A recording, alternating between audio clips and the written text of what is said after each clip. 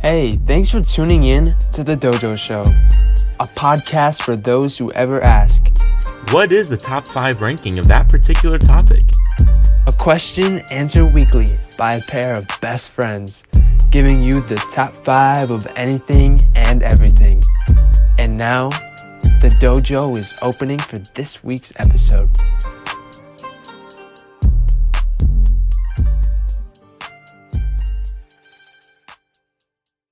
Welcome back to the Dojo, everyone. I'm Vincent. And I'm Alan. Thank you so much for tuning in to this week's episode. Well, today we have a real special one for you, and we're talking about the top 5 greatest villains of all time. Now, that's a pretty broad topic. We have villains in literature, movies, TV shows, you name it, and we're going to break all that down. But before we do, in case you don't know how the show works, we thought we'd take some time to explain it real quick.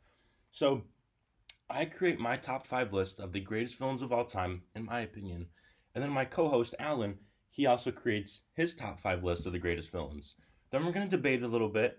And then towards the end of the episode, what we're going to do is we're going to, combine those two lists together and create one final ranking of what we believe to be the top 5 villains of all time.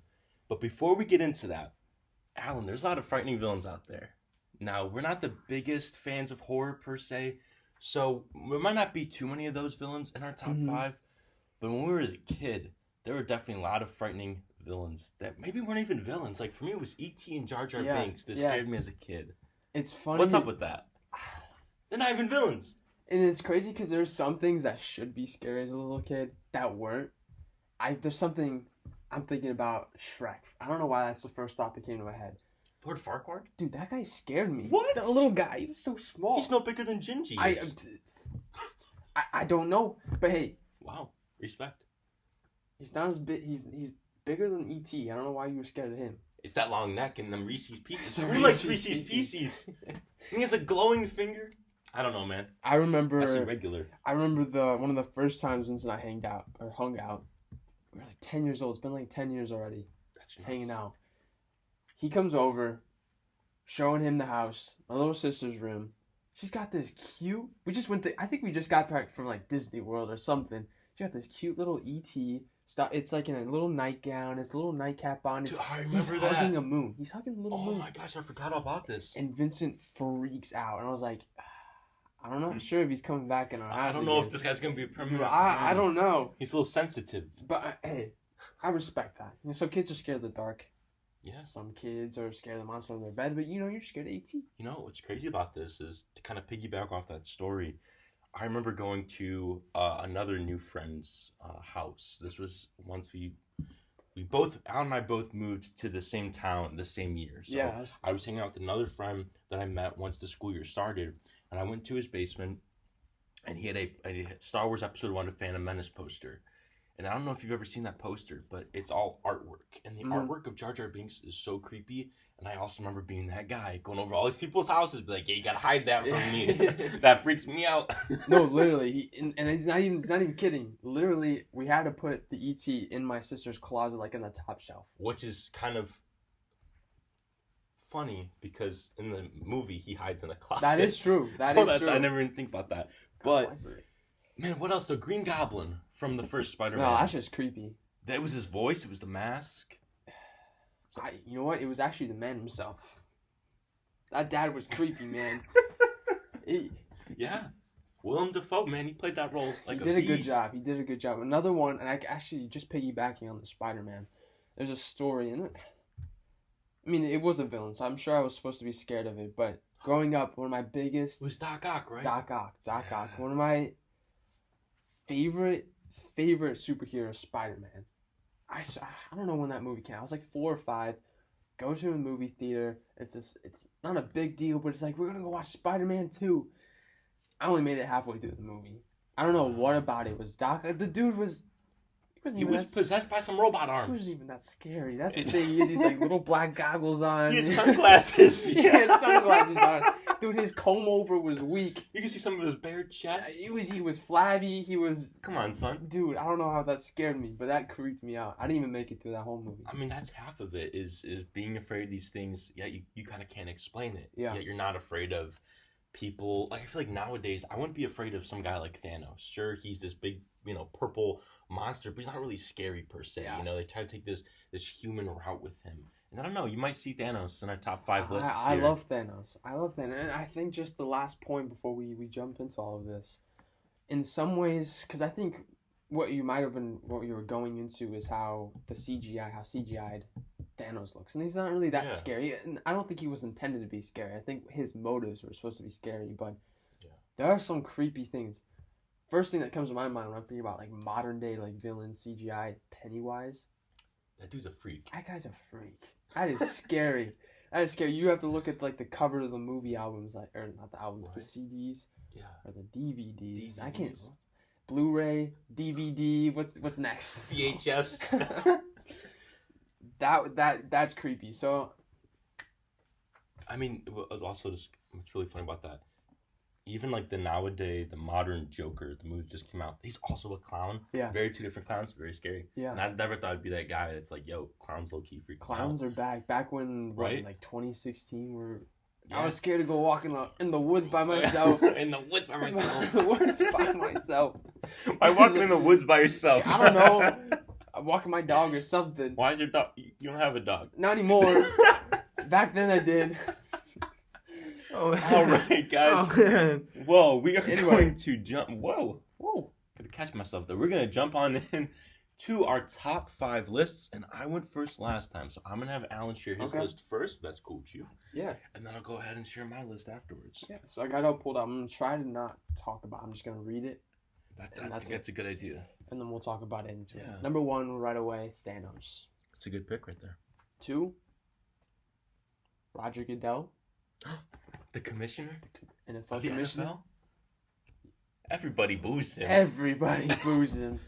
Oh, man. The fans boo him. His wife boos him. His kids boo him. On Christmas, he gives them the gifts and they still boo him. They say, Madden 2021? We just got Madden 20. Again, thanks, Dad. Another Madden game. Every year. What is what you asked for? Dude, Dad, I'm still going to boo you. Dad, you're going to get booed. His wife boos him. I can't express that enough. I think that's number 1 right there from what we're talking about. Potentially. All right, number 3, Darth Vader. Ooh. This will be fun. This is going to be a good one right here. Number 4, Megamind. No, he's a hero. Oh, but he's a villain. I'm interested to get into that one. We'll talk. You'll hear some of my thoughts on it. Shout out to Abby. The greatest anime moves of all time. Shout out to Abby. Shout out to Abby. Number 5, Dr. Doofenshmirtz from Phineas and Ferb. Oh, man. All right, Vince. Off the rip, just got to say, we up there with Thanos and Doofenshmirtz. Dude, that's goat. That's goat status. That is goat status. That is goat status. You know how many inventions he created? But we're going to get into it. The innators. It's all about the innators nowadays. All right. Coming into my number. Well, actually, no. These aren't in rank. They're not ranking. Yeah. I was just reading down. Yeah, no, definitely. So I guess at the top of my list, although it's not in rank, we have the Emperor from Star Wars. Okay. Got a little Emperor v Vader matchup that might go down. I have Lotso from Toy Story 3. That's beautiful. That's perfect. I have Judas from the Bible. You went biblical. I did go biblical. He's the biblical. That's like ultimate number 1 right there. Actually, I have some thoughts. We'll talk about that. It's a good one. Okay. I have Shen, the evil peacock from Kung Fu Panda 2. Okay. Oh, from 2. Yes, sir. And then lastly, sounds like an unlikely pick, but then again, it could be a good match for Doofenshmirtz. We have the Polar Express kid. Okay. The kid that wears the yellow shirt and the glasses with the funny voice.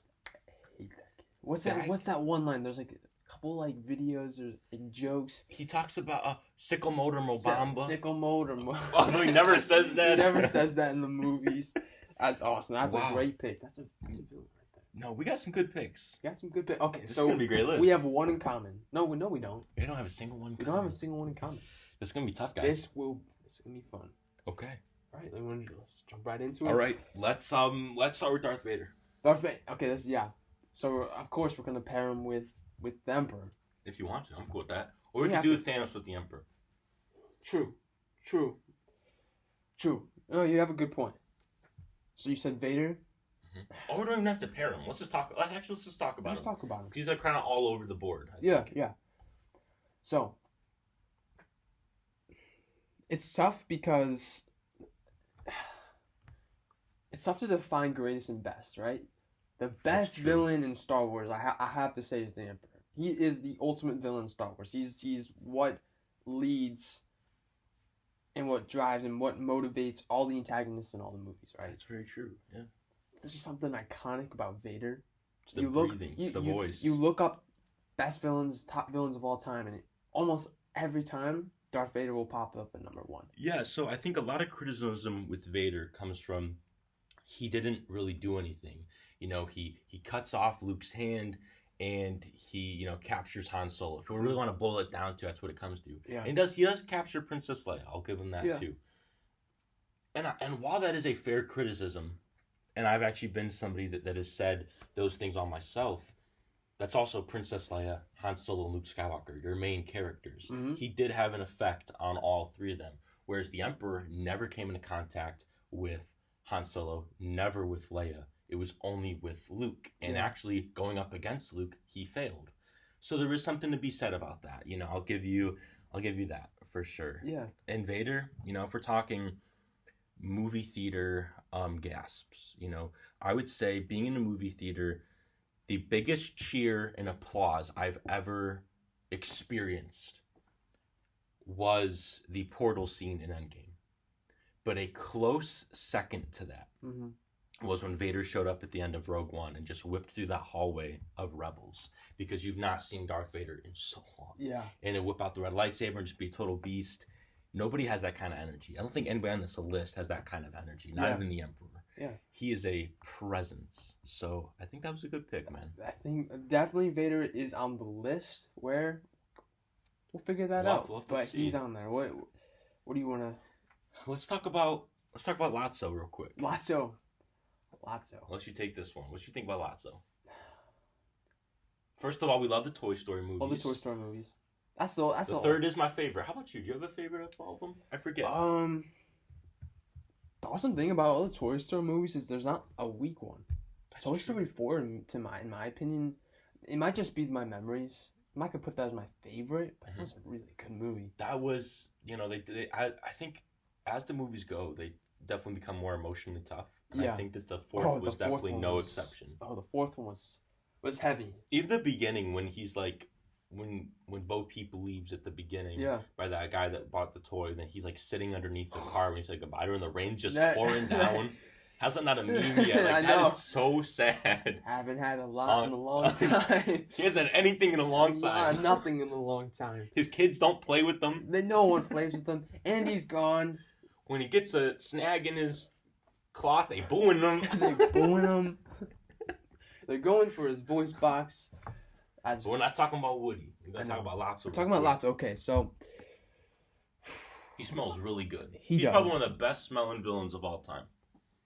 That's almost like a admin ticket to top 5 right away.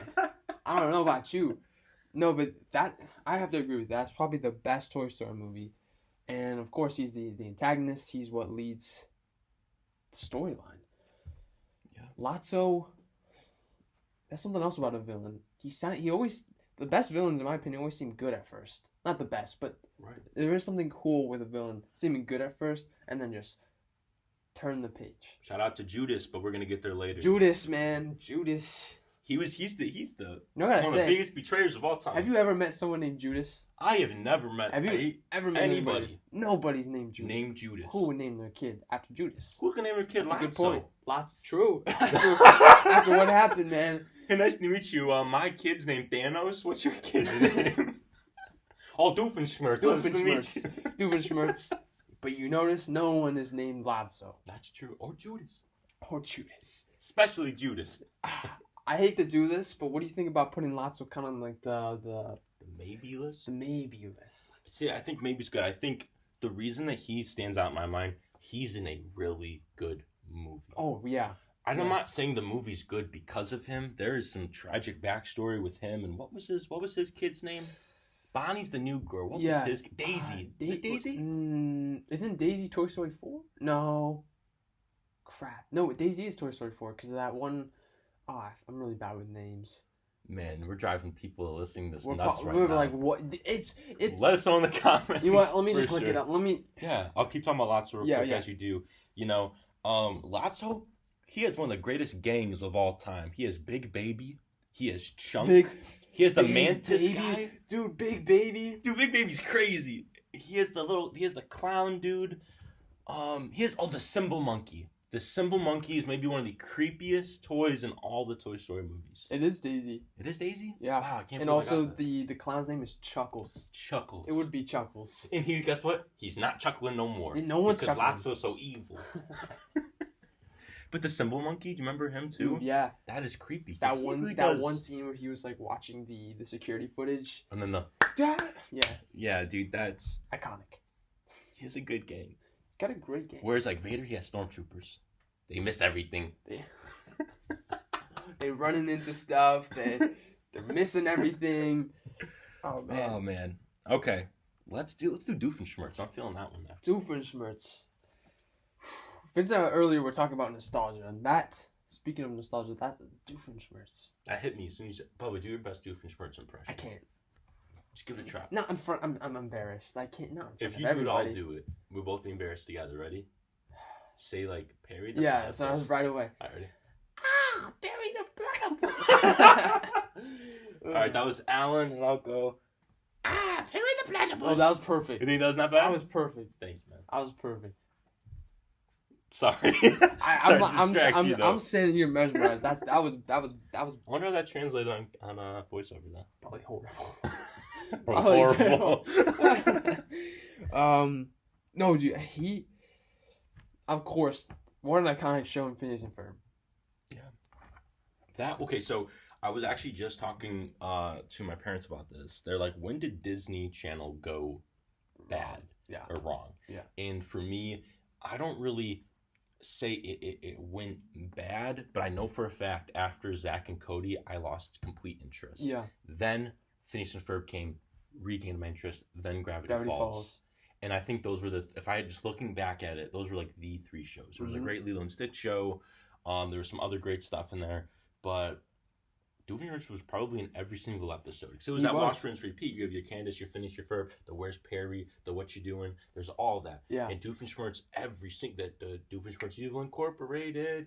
I love Norm, his robot. Was he a bodyguard or what was he? I don't really remember what Norm was. I think he was there. No, but I remember some episodes he'd be in like an apron. He'd be cooking them up some stuff. And he was still balling. Oh, homie was always Doofenshmirtz had drip, for sure. He had his own skyscraper. He had a lab coat. Shaped like him. Just like him. You ever notice his lab coat never got stained? He cares. He does his laundry. So iced out, man. He's probably got lab coats on lab coats. His Patek's and Rolexes. And Rolex. You just can't see him because of the lab coats. Because of the lab coats. Over top of him. Of course. Of course. But I think another point that I would have to make before we move on to someone else. There was always like that backstory that Doofenshmirtz had. It was always this really sad one. There was that one episode where his parents didn't even show up to his own birth. What is up with that? No one. How did that even happen? How does that even happen? That's a tragic backstory. That's what you need when you have a Okay, he also lost his best friend. His best friend being Balloony. Right? Dude, gotta love Balloony. Balloony. And, he's sitting there as a gnome. He can't move. Yeah. He can't move, and Balloony's just floating away. As soon as he tries to move to grab his best friend, release, or whatever they say in, what is it, German? Drusselstinian. I don't remember this stuff. But anyways, and then he said, remember the other episode too, which he had to wear girls' clothes to school every day because his parents were expecting a girl. He had to wear a dress every single day to school. Dude. That's a backstory right there. That is a villain in the making. And then you would always make it Inator. Whatever it was. You know what? You want to talk about motivational videos that you might play in the gym just to keep you going? He would get beat by a platypus every single day, and he would still find a way to have immense motivation to create a new invention. Every time. Just to do what? Just to take over the tri-state area. Good for him. Give it to him. He deserves it. The Dan. What was it called? What was the city called? It was like Dan something. Dan County? No. Oh, I know what you're talking about. You know what I'm saying? Yeah. While you look that up, I'm always looking so. I'm going to give one last point. Yeah. Do you remember his brother, Roger the politician? Oh, he was always better than him? Yes. This guy, and his parents loved him. This guy really, he's maybe one of the most tragic characters of all time, and we never even knew it. Well, Alan's going to look that up. I wanted to give you guys a quick word from our sponsor, and today's sponsor is Anchor. And what I have to say about Anchor is that it is by far the easiest way to make a podcast. Anchor offers free creation tools that allow you to record and edit your podcast right from your phone or laptop. Another benefit is that Anchor will distribute your podcast for you so it can be heard on credible platforms such as Spotify, Apple Podcast, and that's just to name a few. You can make revenue from your podcast with no minimum listenership. That's pretty awesome. And, it's everything that you would need to create a solid podcast, and it's all in one place. So, guys, please download the Anchor app or go to anchor.fm to get started. This is what Vince and I are doing right now is a dream come true. Absolutely. And there's something so awesome and we're really proud of. The fact that we are powered by anchor.fm. It's really, really a dream come true. And this is something that we've been talking about and wanting to do for such a long time. And here we are finally doing it. Talking about Dr. Doofenshmirtz and Vince, by the way. It's Danville. Danville in the tri-state area. Wow, okay. I was like, it's Dan something. Yeah. It's Dan something. Well, thank you guys real quick just for listening to us talk about our sponsor. It really does mean a lot to us. And if you have any interest in creating your own podcast, please download them. They're going to get you right for sure. Yeah. Okay. Alan, so we just talked about Doofenshmirtz. Yeah. Let's do Roger Goodell. Roger Goodell. Okay. So we pretty much said everything that we need to say. His mom boos him, his wife boos him, his kids boo him. But I think the biggest thing and the biggest villain obviously is, for me as a Browns fan, I hate the Steelers. But there are people who love the Steelers. Yeah. There are other teams in the league that love the Steelers. It's just the Browns pretty much. But this is a whole league thing. And the fact that one of the most anticipated things every year for the NFL is the NFL draft. This guy walks on stage. Whoever has the first pick, they're always excited because, this person's supposed to change their franchise. And instead of here we go, let's do this, let's get our first pick, let's boo him. Let's boo him. The guy gets booed. He boos himself in the mirror, is what he does. This guy is a booable person. To see how much he can take. Much he can take. I was thinking about that this was the first ever digital draft that there's ever been. And, there was, when I was watching it, they would even cut to fans that from their own couches in their own home booing them. And through the TV, he'd be like, yo, a little bit louder, please. I can't hear you. Yeah, turn it up a little bit. Right. He festers in the hate. He loves the booing. He loves the booing. That's an ultimate villain right there. Because guess what? You can't defeat him. Your voices aren't loud enough. Wow. This guy has some... You can't really say too much on him because, the policies, I don't really know any of that. It does speak for itself, though. But just the booing speaks volumes about... Right. I think that's a top 5. That's a top 5 list, but there really is. I just watched Indiana Jones and the Temple of Doom the other day. Uh-huh. That's the second one in the series, and that's the whole underground. It pretty much is a cult. That's the syndicate. Thank you. And there's a guy, and he's ripping hearts out of people. And I don't know if you remember that or not. If you've ever seen that movie. I didn't even boo him. The guy didn't even get booed. I was like, where are you going with this? Where are you going with this? We're not even booing people who rip out hearts. Right? We're not even... That says a lot. No, but... This is going to be an interesting, final top 5. This will be... Roger Goodell's making a case for himself. Well, I got to make a case for the Polar Express kid. Okay, let's hear it. Let me set the stage for you, okay? It's Christmas Eve. In a few hours, you are going to see Santa Claus, every kid's dream. Mind you, you're also on this beautiful train that some people say is not real. It's only for true believers, right? Man, these kids are the light of the world. They believe in Santa Claus. They believe in the spirit of Christmas. They're on this train. Good for them. You know what I'm talking about? Mm-hmm. Then all of a sudden, how does he even get on the train? How does this boy get on the train in his yellow pajamas? Which who wears yellow pajamas? Let's talk about that. Nice wardrobe. He peeps up behind the seat to ask a simple question. Do you know what kind of train this is? You know what kind of train this is? And that's where it starts, right? Let me tell you, there is a portion of the movie in which he rats on your main character for multitude of reasons. Yeah, a lot multitude of reasons. Okay, cool.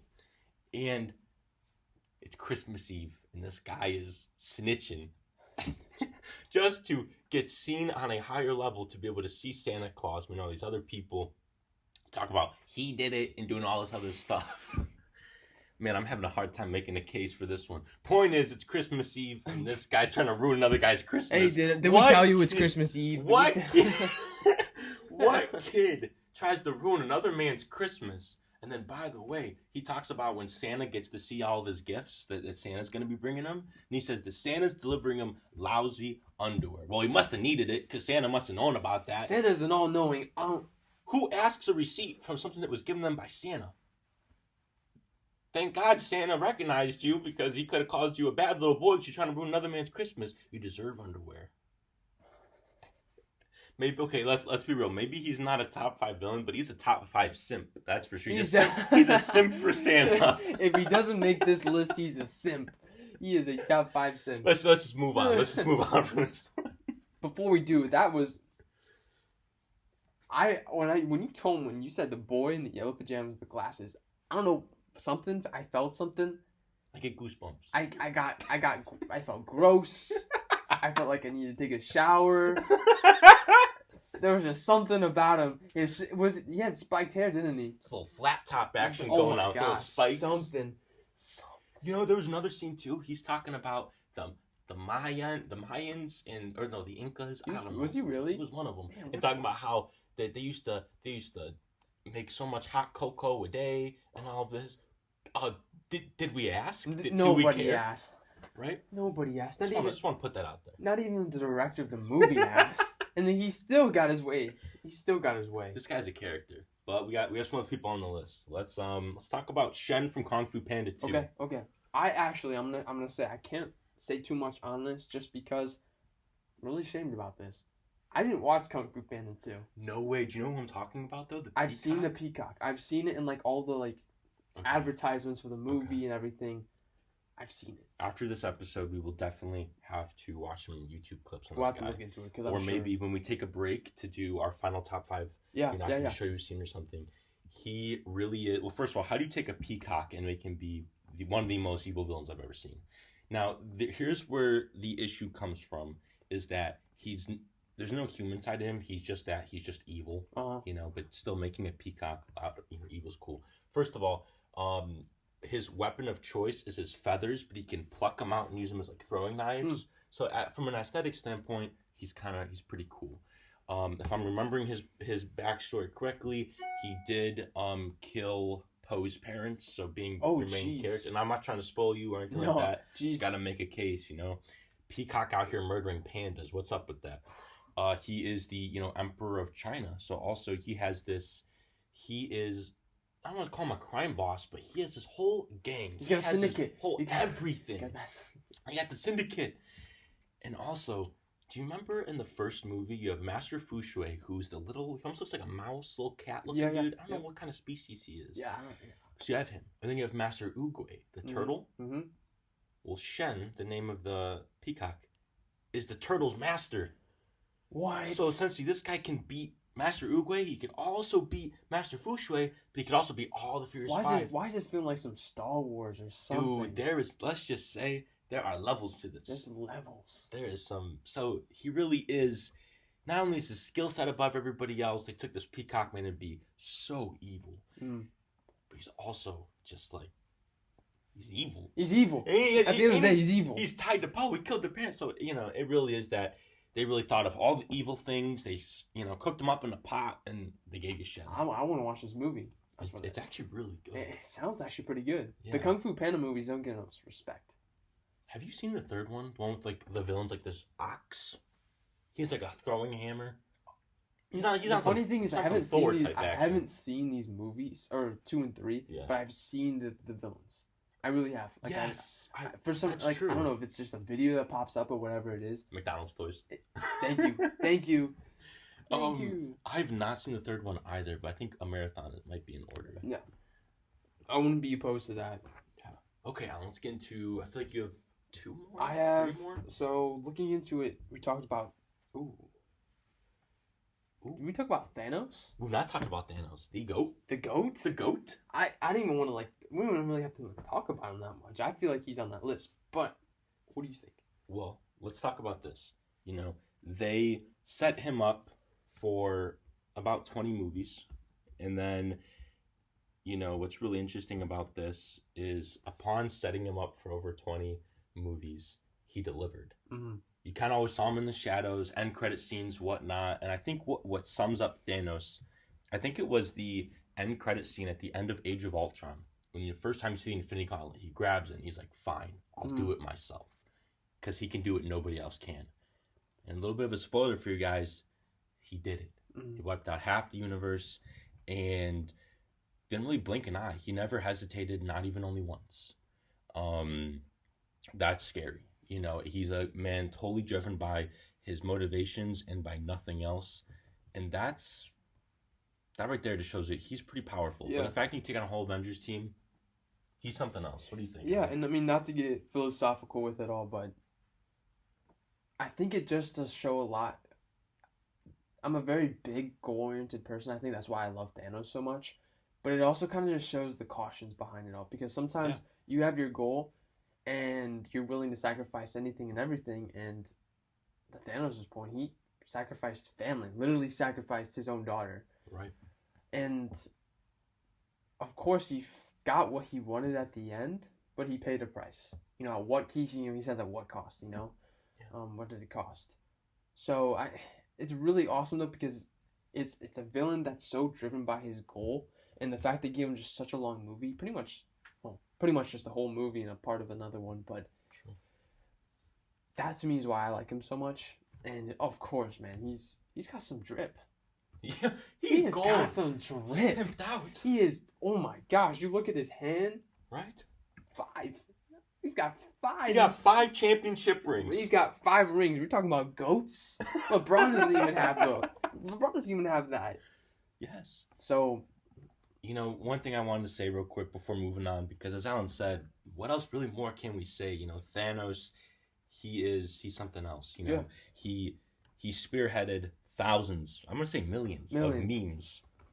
Millions. Just like the Emperor. I thought you were talking about people, but no. also we're talking about memes. We're talking about memes. Millions of memes. He is very culturally relevant, and not just because he was, you know, funny, and that's the meme. It's how quotable he was, and how you can apply that to almost everything.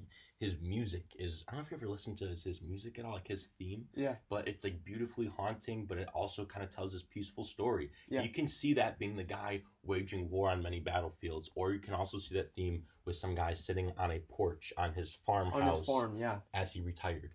And the last thing I want to say about Thanos real quick, you know, he was never once driven by greed. He felt like what he was doing was right. Mm-hmm. Then once he got the stones, he almost, you know, he permanently damaged himself, paralyzed himself for the rest of his life, ruined his face, just to destroy the stones, to make sure nobody could ever do something greedy with them. You think about Doofenshmirtz, and as we talked about, his amazing villain, although we never really knew it at the time. Yeah. You know, he was the laughingstock and the punching bag.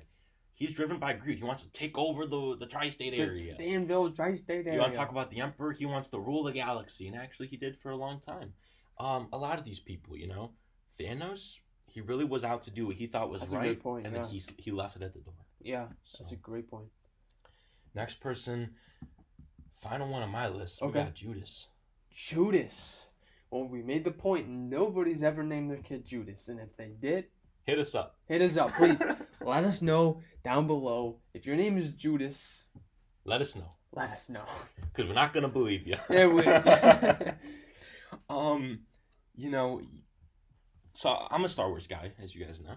So I want to talk about Lando Calrissian real quick. One of my all-time favorite characters in Star Wars.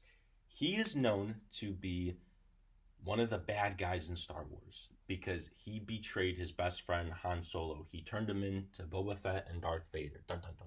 Yeah. Right? And what a lot of people don't know is that, he went on and then blew up the second Death Star. So he kind of redeemed himself.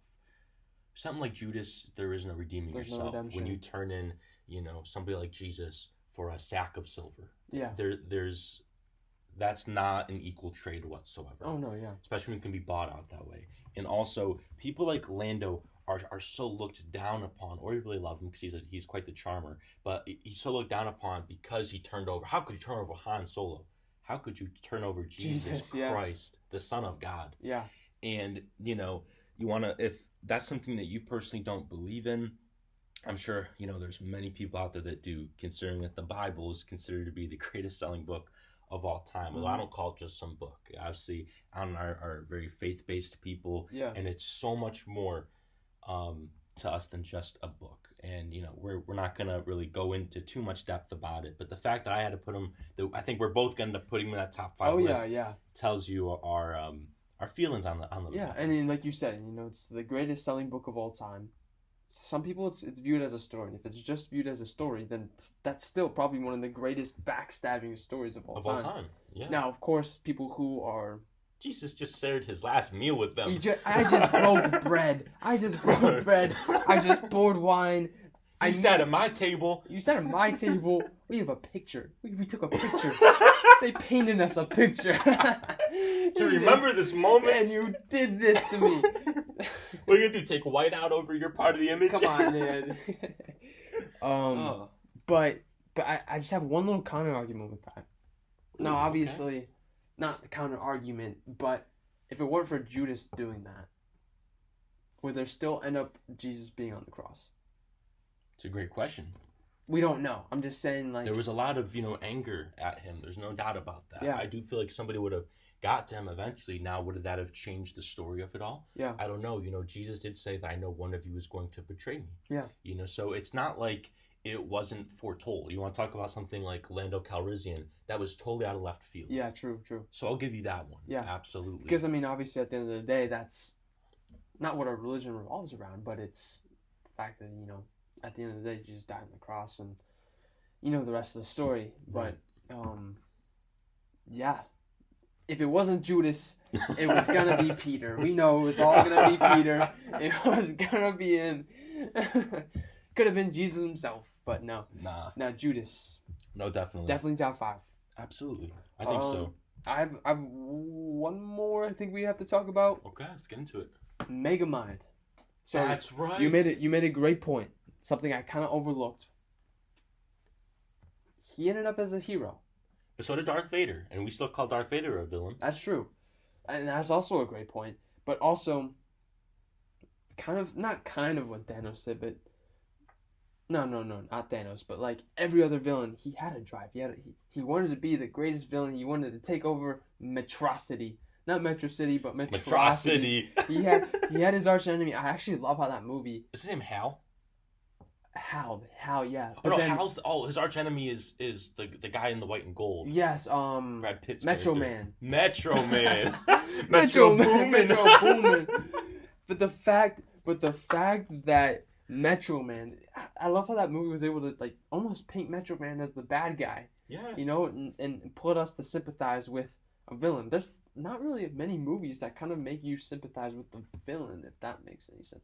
Maybe there's some that come to your head, but for me, like, at least like a kids movie, a dreams work movie, like there's nothing that really has you sympathize with the villain. You look at something like Into the Spider-Verse, which is another animated comic book movie. And, there is without having to spoil it for you guys, there is a reveal that comes about halfway through. Yeah. And it tries to sympathize with that villain. But that villain is the underling. There are villains over top of those villains. They're way more evil. It's almost like he was stuck in that position. It wasn't really him, but he was stuck in that position. That's beautifully said. And the one thing I do want to talk about Megamind, you said he's like Thanos, but he's not. And I'm actually going to say, I think he's more aligned with Thanos than you may think. Yeah. And one thing I want to talk about, and then I think maybe we'll start to getting to the re-ranking of things, the final list, is that with Thanos, I think a lot of people are like, man, the Avengers really did beat him. Like, he never really won. And I disagree. He won for 5 years. Yeah. For 5 years, half the universe was gone. Yes, they did come back, and the Avengers succeeded in just that. That was 5 years of straight depression that people are never going to get back. Yeah. The things never were the same. You have Black Widow crying while she's trying to make a PB&J sandwich. Just think about the loss, you know? And with Megamind, and I could be wrong, so it's been a little bit since I've seen it, once Metro Man, he fakes his own death, right? Yep. Once he fakes his own death, doesn't Megamind rule the He rules the city for like a few months? Something like that. Felt like almost like a year. They just show them going throughout the city, and maybe they're not having as much fun because there's no one really to battle with. But it's like, I remember newspapers and just the gray skies just floating down, the street, and it's just like, man, this is depressing. It's just depressing, yeah. Yeah, he did win. He to won. The point where he kind of had to make his own hero. Yeah. That turned bad. A little Frankenstein kind of. Little thing. Something like Frankenstein, but. You're like my space dad. I love that so I love much. that. That's Space dad. I like my space dad. Well, all right, guys. We are going to be right back in 1 second, and we are going to come back with our final ranking of our top 5. Hang on tight, and we're going to have that for you in just a moment. Yep. The Dojo? Dojo. The Dojo. Dojo. The Dojo. And now, the Dojo Show's top 5. And now here we are with the much anticipated top 5 greatest villains of all time. I like this list. I like it. I like this list too, and without further ado, we're going to jump on in. So, number 5. coming in number 5, we have number 5. Dr. Doofenshmirtz. Why do we pick Doof at number 5?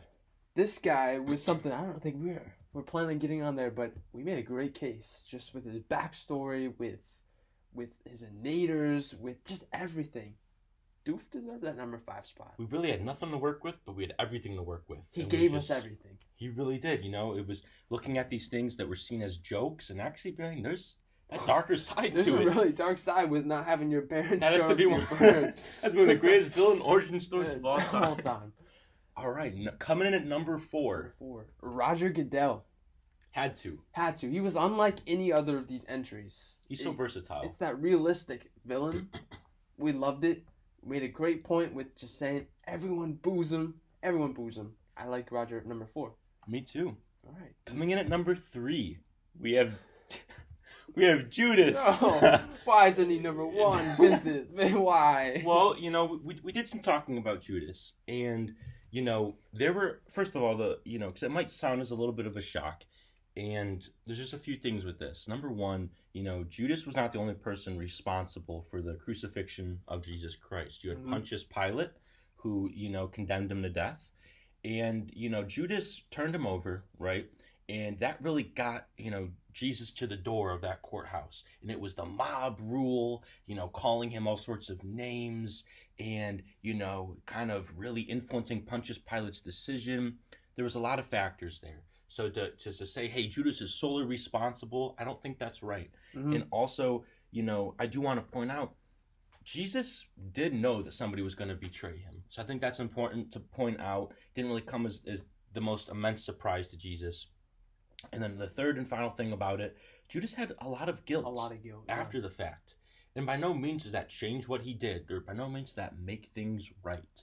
But we just thought we'd point that out and kind of explain why he ended up at number 3. But if you guys want to put him at number 1, we would also be okay with that. Absolutely. All right, Alan, number 2. Number 2. This is where some debates could come in. We got the Big Purple Man. Big Purple Man. Not Barney. Thanos. Definitely not no Barney. Yeah, definitely not no Barney. That's another list. Later down. Thanos. And this is something we talked about. His story is unlike any other. You made a great point earlier on in how greed pretty much drives almost everyone else on this list, but except for Thanos. Thanos had almost like he wanted to benefit everyone.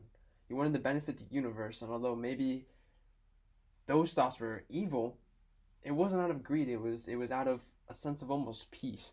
And there's nothing like in this past decade the Marvel cinematic universe, and Thanos ending it all. I love it all. I like him at number 2 as well.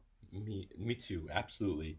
And then that brings us to number 1. So coming in at number 1, we have the Emperor of the Galaxy, Sheev Palpatine himself, Darth Sidious. He's known by many names, and we didn't even talk about him. And that's simply because this was a no-brainer, definitely number one. We talked a little bit about Vader, but just to finish this out, we're going to talk a teeny bit about the Emperor. Now I'm just going to fire these off like crazy. He wiped out all the Jedi in the galaxy, or at least most of them, that was the undoable. He's a lot like Baron Zemo in Captain America Civil War. He would pit Iron Man and Captain America against each other because he wanted to see the Avengers destroyed, but he knew he couldn't all do it himself. But yet he could defeat such enemies like Mace Windu, Kit Fisto, Darth Maul in the Clone Wars Savage Press, all these guys, because he is just that powerful. But also, he was behind 4 armies. The Republic, the Separatists, because he was playing both sides. He was behind the Empire, and he was behind the First Order all along to create the 5th army and the most powerful army of the galaxy's ever seen, the Final Order. And that being said, he was behind all 9 Star Wars movies as the ultimate evil. Nobody could ever come close to how evil this guy was. And he was able to put the Chosen One, Anakin Skywalker, on his side. And he was even able to do the same thing with Kylo Ren for a short period of time. The fact that he was able to, kind of take in these such evil people and turn them into something even more evil, that really does says a lot. But also at the end of the day, as all villains are, he was defeated. And that's kind of why there was some debate that went on behind the scenes as to where do we put him in the top 5. And now to contrast that deep, multi-layered reason as to why he's number 1, I'm going to contrast him with the man was ugly. He was ugly. I bet you he stank. He probably smelled bad. And that was probably the motive behind it all. By the way, have you ever heard his music? I'm always about the music, but it is some like really creepy, operatic. Yeah, he is. The shadow follows everywhere he goes. Creep also, man. he wears a black bathrobe. I tells you he doesn't care. He His doesn't power care. speaks for himself. He doesn't care. It probably was white at first. Right. It's now so dirty. He hasn't showered. He smells. Do you really think he does laundry? I don't think so. No. Think so. No. Who does laundry? No evil villain. If you're over five separate armies, you're not gonna do your laundry. Right. All right, guys. Oh, and he built the Death Star. Oh, the biggest super. Can't forget about that one. Can't forget about that one. All right, guys. Well, that will wrap up today's episode of the Dojo Show. Thank you so much for taking the time to listen to us, and we will catch you again next week with a brand new episode. Let us know in the comments below what are your top 5 greatest villains of all time. Thank you so much again for listening, and we'll catch you later. Hey, this is Alan from the Dojo Show. I hope you enjoyed this week's episode. If you like what you heard and you're curious about other top 5s, please feel free to check out our channel. And while you're at it, it would mean the world to us if you could hit the subscribe button as well as the post notifications. And with that, we hope you always know that you will always have keys to the dojo.